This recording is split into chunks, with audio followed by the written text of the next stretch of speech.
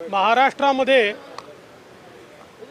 एक नवीन पद्धत आम्हाला दिसली आहे। जेव्हा जेव्हा अधिवेशन जवळ येतं तेव्हा तेव्हा कोरोना वाढल्याच्या बातम्या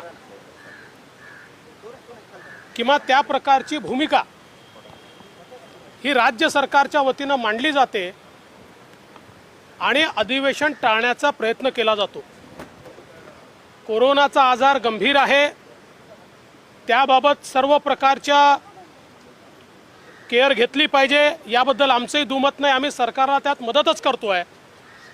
पण आमच्या लक्षात आलं आहे की कोरोनाचा बहाणा पुढे करून राज्याचं अधिवेशनच होऊ नये अशा प्रकारचा प्रयत्न सरकारच्या वतीनं केला जातोय। एकीकडे हजारोच्या भीडमध्ये सरकारी पक्षाच्या कार्यालयांचं उद्घाटन होऊ शकतं, दुसरीकडे राज्यातल्या बारमध्ये किती लोक गेले तरी जाऊ चालू शकतं, पण राज्याच्या विधिमंडळामध्ये मात्र कोरोनाच्या भीतीने अधिवेशन घ्यायचं नाही अशा प्रकारची सरकारची मानसिकता आहे। केवळ 2 दिवसाचं अधिवेशन या ठिकाणी सरकारने प्रस्तावित केलं आणि सरकारच्या या प्रस्तावाचा निषेध करून आम्ही बिझनेस ॲडवायझरी कमिटीतनं बहिर्गमन केलेलं आहे। महाराष्ट्राच्या इतिहासामध्ये अशा प्रकारची अवस्था यापूर्वी आम्ही संसदीय लोकशाहीमध्ये बघितलेली नाही। आज महाराष्ट्रासमोर प्रचंड प्रश्न आहेत। आज शेतकऱ्यांचे प्रश्न आहेत।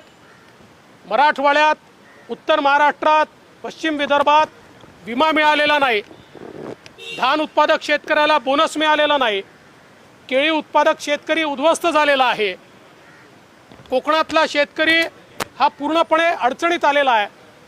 पण त्या संदर्भात चर्चा करण्याकरता विधानसभेला वेळ नाही। विजेचे प्रश्न अत्यंत भयानक आहे, 8-8 दिवस वीज येत नाही आहे, ट्रान्सफॉर्मर त्या ठिकाणी काढून घेऊन चालले आहेत, त्या संदर्भात चर्चा करण्याकरता वेळ नाही। विद्यार्थी अक्षरशः फ्रस्ट्रेशनमध्ये चालले आहेत, त्याकरता चर्चा करायला सरकारला वेळ नाही। कायदा आणि सुव्यवस्थेची परिस्थिती ही रसातळाला चालली आहे, त्या संदर्भात चर्चा करायला वेळ नाही। आणि सगळ्यात महत्त्वाचं, ओबीसी आरक्षणाच्या संदर्भात विशेष अधिवेशन घ्यावं, मराठा आरक्षणाच्या संदर्भात विशेष अधिवेशन घ्यावं अशा प्रकारची मागणी आल्यानंतर विशेष अधिवेशन तर सोडाच, परंतु आहे ते अधिवेशनही आम्ही घेणार नाही आणि या संदर्भात चर्चा करायला जागाच ठेवणार नाही अशा प्रकारची सरकारची भूमिका आहे। एकूणच या सरकारमध्ये लोकशाही बासनात गुंडाळून ठेवण्याची एक नवीन पद्धत दिसते आहे। अध्यक्षाच्या निवडणुकीच्या संदर्भात आम्ही सातत्याने आग्रह धरला, आज त्या ठिकाणी नियम देखील वाचून दाखवला, ज्या नियमात स्पष्ट म्हटलंय अध्यक्षाचं पद रिकामं झाल्याबरोबर गव्हर्नर साहेब पत्र देतील आणि त्यानुसार ती निवडणूक घ्यावी लागेल। मागच्या अधिवेशनाच्या आधीच गव्हर्नर साहेबांनी या ठिकाणी पत्र दिलेलं आहे, परंतु अद्यापही अध्यक्षाची निवडणूक घेण्यात आलेली नाही। संसदीय लोकशाहीमध्ये ही अतिशय गंभीर अशा प्रकारची बाब आहे। कुठेतरी संविधानाने तयार केलेले नियम हे पाळायचेच नाहीत अशा प्रकारची सरकारची अवस्था या ठिकाणी दिसते आहे। 2 दिवसाचं अधिवेशन म्हणजे अक्षरशः सामान्य माणसाच्या जखमेवर मीठ चोळणं आहे। अनिर्बद्ध झालेलं प्रशासन आणि मदमस्त झालेले मंत्री यांच्या भरोशावर हा महाराष्ट्र हे चालवणार आणि याच्यावर आम्ही प्रश्न विचारू नये, जनतेच्या व्यथा आम्ही मांडू नये, याकरता अधिवेशन जर अशा प्रकारे बंद होत असेल आणि 2 दिवसाचं अधिवेशन जर घेतलं जात असेल, आम्ही याचा निषेध केला आहे, आम्ही बहिर्गमन केलं आहे आणि या संदर्भात अधिवेशनात तर आम्ही जाब विचारूच, पण या सरकारला आम्ही रस्त्यावर जनतेमध्ये जाऊन देखील या ठिकाणी जाब विचारणार आहोत। आंदोलन करणार आहे का भाजप या सगळ्या प्रकरणी? आता आम्ही काय करणार आहे हे आपल्याला लवकरच समजेल, पण आम्ही शांत बसू शकत नाही। लोकशाहीची हत्या होत असेल, लोकशाही मूल्यांचे अवमूल्यन होत असेल, पायदळी ते तुडवले जात असतील, जनतेच्या आशा आकांक्षा अपेक्षा या मांडण्याकरता कुठलंही फोरम जर उरत नसेल आणि अक्षरशः मुस्कटदाबी जर सरकार करणार असेल तर अशा मुस्कटदाबीच्या विरोधात जनतेचा आवाज आम्हाला बनावंच लागेल.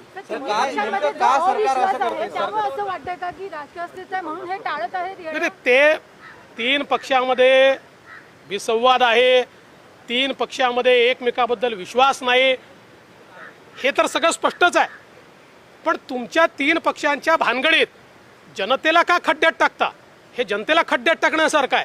तुमच्या भानगडीत तुम्ही निपटवा, तुम्ही एकमेकाला जोडे मारा, एकमेकाला हार घाला, एकमेकाच्या गळे मिळा, पण त्याकरता तुमच्या राजकारणाकरता लोकशाहीचा बळी आणि जनतेचा बळी देणं हे अत्यंत चुकीचं आहे.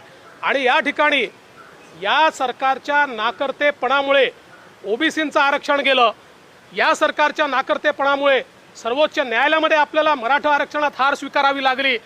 पूर्णपणे 100% हे सरकार जबाबदार आहे. पण या सरकारचे मंत्री हे स्वतःच मोर्चे काढतात, या सरकारचे मंत्री ज्यांना निर्णय घेण्याचे अधिकार आहेत ते मोर्चे काढतायत आणि कोर्टामध्ये मात्र बाजू मांडत नाही. अशा प्रकारची परिस्थिती आहे. त्यामुळे सरकार आहे की या ठिकाणी तमाशा आहे, अशा प्रकारची परिस्थिती आज जनतेला पाहायला मिळते.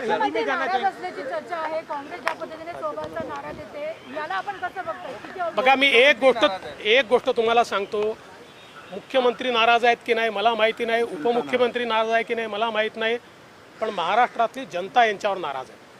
आणि एक गोष्ट आपण लक्षात घ्या, ही सगळी तीन पक्षाची नौटंकी आहे. हे जे सांगितलं जातं ही सगळी नौटंकी आहे. आता काँग्रेसने किती भूमिका घेतली की मागासवर्गीयांच्या पदोन्नतीच्या आरक्षणाच्या संदर्भात आमची ताठर भूमिका झालं, त्या ठिकाणी पदोन्नती होऊन गेल्या, तो GRही बदलून गेला, यांनी केल्या ना आपल्या तलवारी म्यान, बसले चूप.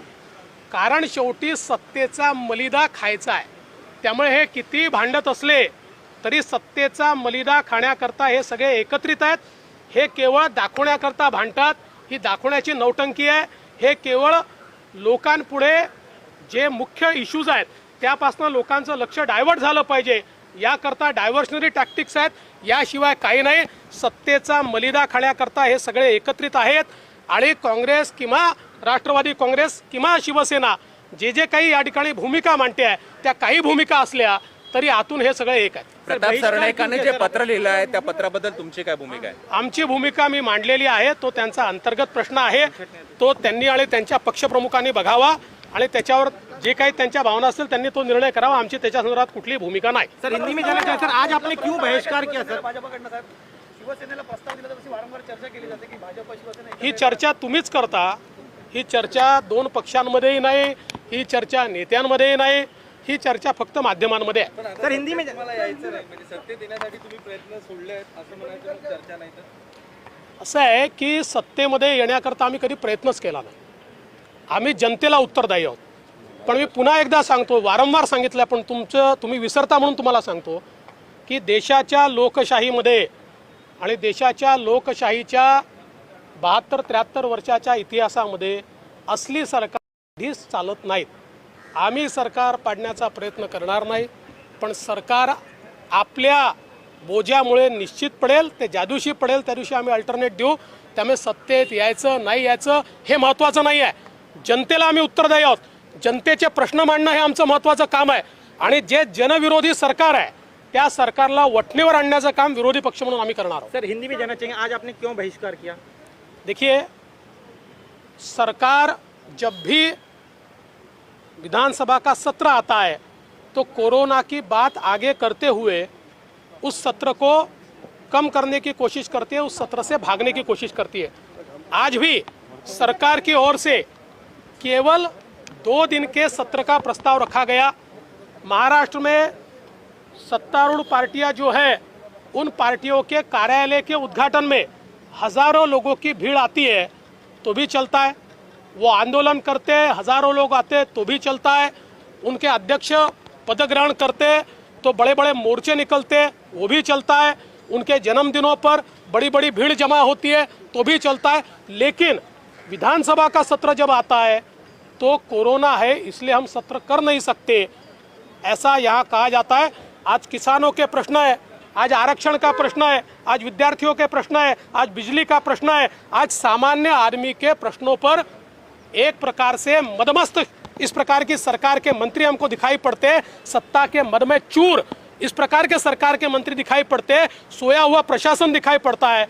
और इस पर गुहार लगाने के लिए विधानसभा के दरवाजे बंद है। लोकतंत्र को बंद करने का काम, लोकतंत्र को ताला लगाने का काम इस सरकार ने किया है और इसलिए हमने आज बहिर्गमन किया है। लगता है पिछले सत्र के दौरान विपक्ष ने जिस तरह से आक्रामक बैटिंग करते हुए 2 मंत्रियों का विकेट लिया था, उसी वजह से सरकार बिल्कुल हम लोग तो उसी तैयारी में है कि इनके इतने घपले घोटाले हैं कि उनको हम निश्चित रूप से रखना चाहते हैं, वो भी जानते हैं और इसीलिए सत्र नहीं लेना चाहते। सर आपण जर बघितलं तर एकीकडे या तीनही पक्षांमध्ये संवाद नाही असं असताना शरद पवार दिल्लीत भारतीय जनता पार्टी विरोधी बोर्ड बांधण्यासाठी बैठक घेत आहेत। कोणाला काय करायचं आहे तो त्यांचा प्रश्न आहे। मी पुन्हा एकदा तुम्हाला सांगतो, तुम्हाला पुन्हा एकदा सांगतो, कोणी कितीही मोठ बांधली तरी लोकांच्या मनात मोदीजी आहेत। 2024ला मोदीजी आहे त्यापेक्षा जास्त जागा घेऊन निवडून येतील। अशा प्रकारचा मोठ बांधण्याचा प्रयोग हा 2019 साली देखील केला होता। तुम्हाला आठवण करून देतो, याही पेक्षा जास्त पक्ष पश्चिम बंगालमध्ये एका मंचावर हातात हात वर करून उभे होते, परंतु त्याचा कुठलाही परिणाम झाला नाही, तो भविष्यात देखील होणार नाही। कल राज्यपाल ने फटकार लगाई पंढरपुर की यात्रा को लेकर और कहा कि उनकी मांग जायज है, परंपरा का जतन होना चाहिए। आप लोग भी मुद्दा उठा रहे थे लेकिन सरकार सुन नहीं रही है। देखिए, इस देश में हम लोग देख रहे हैं कि महाराष्ट्र एक ऐसा राज्य है कि महाराष्ट्र में मंदिर बंद है और मदिरालय शुरू है। मंदिरों में जबकि सारे मंदिर के लोगों ने ये बताया कि हम लोग सोशल डिस्टेंसिंग के साथ मात्र 25-50 लोगों को लेकर मंदिर शुरू करेंगे, ताकि मंदिर के ऊपर एक अर्थव्यवस्था है। जो हमारा फूल वाले होते हैं, जो हमारे अगरबत्ती वाली बनाने वाली महिलाएं होती है, जो बेरोजगार हुई है और जिनको एक पैसा सरकार ने नहीं दिया, उनको कुछ ना कुछ रोजगार मिलता है, उनका भी घर चलता है। लेकिन यहाँ पर मदिरालय को छूट है। और अब तो मुझे नई बात समझ में आई है, सरकार में एक फाइल चली है 1970 से महाराष्ट्र की विधानसभा ने 70 या 77 का मसला होगा, महाराष्ट्र की विधानसभा ने एक मत से प्रस्ताव किया है कि नए लिकर के लाइसेंसेस नहीं दिए जाएंगे और तब से लेकर एक भी नया लाइसेंस नहीं दिया गया है।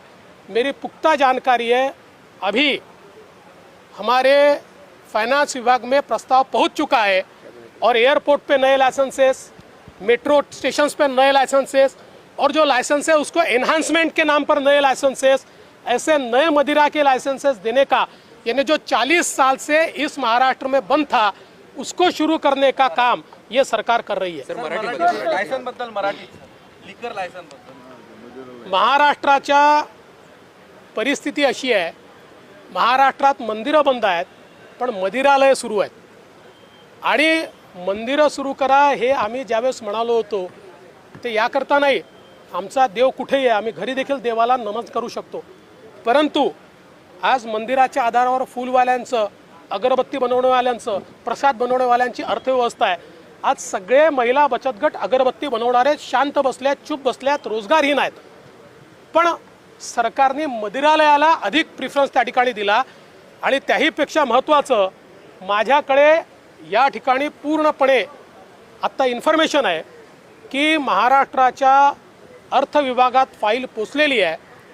70च्या दशकामध्ये विधानसभेने एकमताने ठराव करून महाराष्ट्रामध्ये दारूचे नवीन लायसन्सेस द्यायचे नाहीत असा निर्णय केला, जो काल परवापर्यंत निर्णय कायम होता। सरकार आली गेली, कुठल्याही सरकारने तो निर्णय बदलला नाही।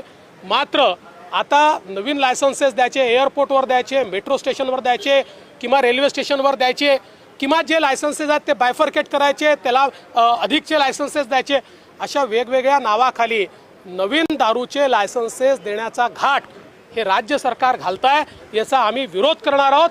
आणि या ठिकाणी एकीकडे चंद्रपूरची दारूबंदी हटवली आणि आता गडचिरोलीची ही दारूबंदी हटवण्याचा प्रयत्न आहे, म्हणजे अक्षरशः नक्षलवाद्यांना मोकळं रान करणं आहे आणि आम्ही त्याचाही विरोध करणार आहोत।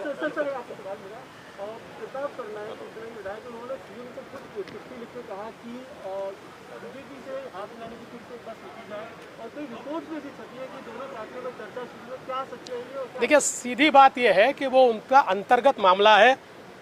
उनके एमएलए ने उनके प्रमुख को पत्र लिखा है, उस पर हम क्यों अपनी राय दें? वो आपस में देखें, वो दोनों आपस में बात करें, उनकी राय वो बनाए।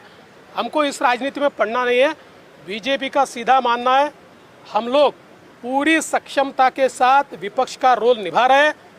जिस दिन तक ये सरकार चलेगी हम विपक्ष में रहेंगे, जिस दिन सरकार गिरेंगी हम विकल्प देंगे। और हमारा ये मानना है कि 2024 के चुनाव में भारतीय जनता पार्टी पूर्ण बहुमत के साथ जीतेगी। Subscribe to Nation Next YouTube channel and press the bell icon to get regular updates from Nation Next. Also like Nation Next Facebook page and follow us on Instagram and Twitter.